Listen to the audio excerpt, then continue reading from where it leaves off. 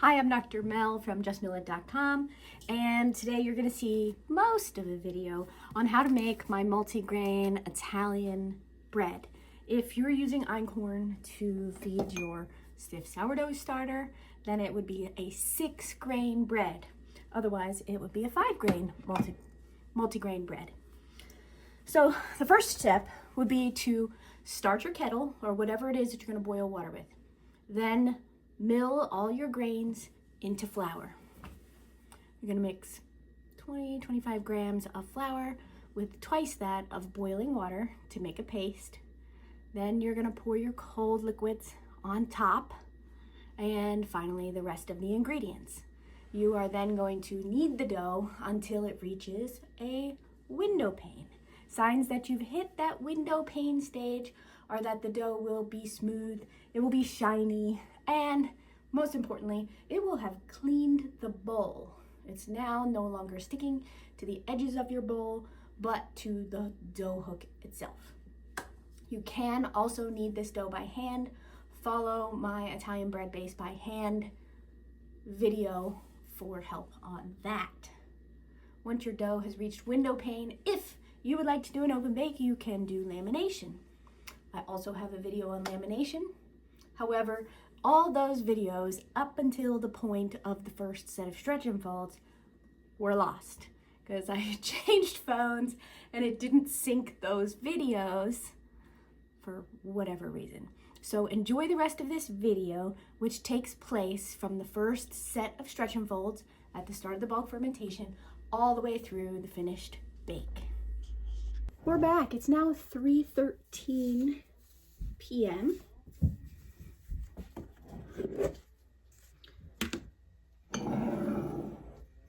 We're going to do our first set of stretch and folds. We're going to do coil folds. Although if you wanted to do regular stretch and folds, you totally can. Here's what they look like. You pick the dough up just like so, and then stretch it and bring it down into the center of the dough. If you find a lemon seed, just pick it out. Now where this attaches to the bowl, see the line? That's what you're going to grab next. Pick it up, stretch it in. Pick it up, stretch it in. To keep your hands from sticking, just re-wet them. Stretch, stretch, stretch. Look how beautiful this dough is.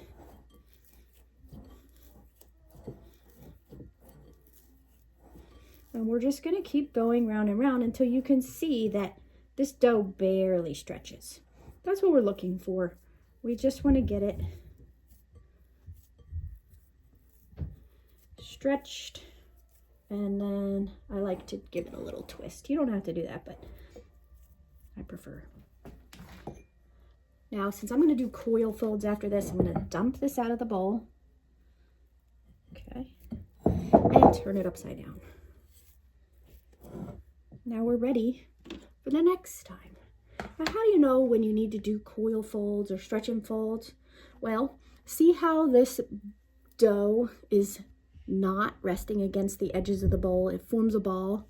When it starts to hold its structure, when you peek in on it, it doesn't need any more stretch and folds.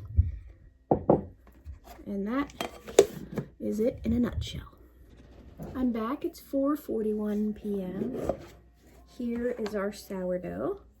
See how it has spread out some? It still has a little bit of a dome to it, but it's looking even shinier and more beautiful.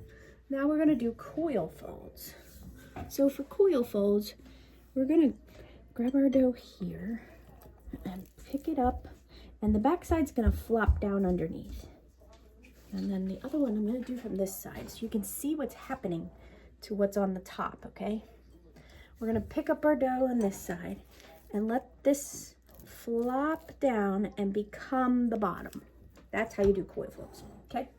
Then we're going to do it this way. Pick it up, let it flop down, and one more. Now our dough is back up, and we're ready to sit a little bit longer. All right, it's 5:40 p.m. Same day. We can see that our dough has spread out some, but not as much as it did the last time. So we're gonna do, probably this will be our last set of stretch and folds.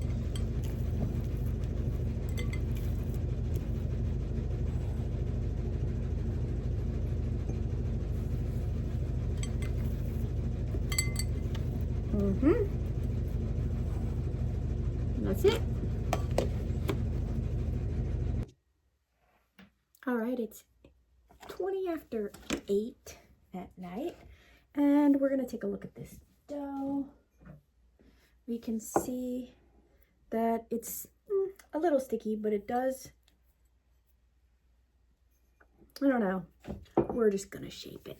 Sometimes when you're just not sure, and I do have a pretty hungry starter, we're just gonna shape it and let it finish in a banneton basket this time. I'm gonna shake some rice flour over the top of this loaf. I'm also going to put a little bit right here on the counter, and we're going to dump out our dough. It should release from the bowl pretty nicely. I did not oil the bowl. Okay.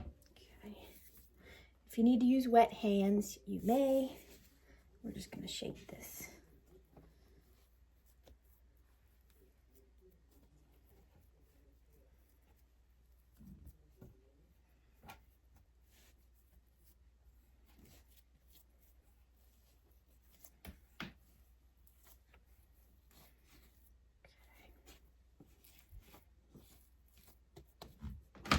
I'm going to use my bench scraper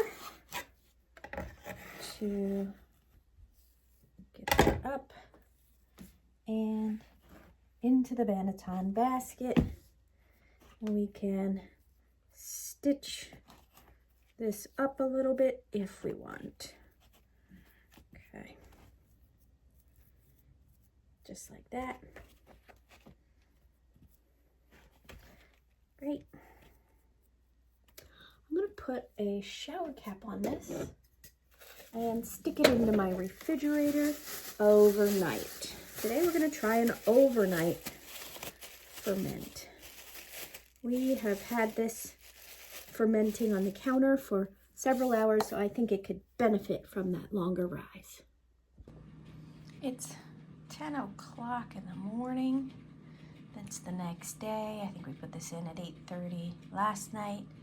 And it's been in the fridge. It's risen a little bit, and we're preheating our oven to 450 degrees. Our oven just preheated to 450 degrees, and it is 5 minutes to 11.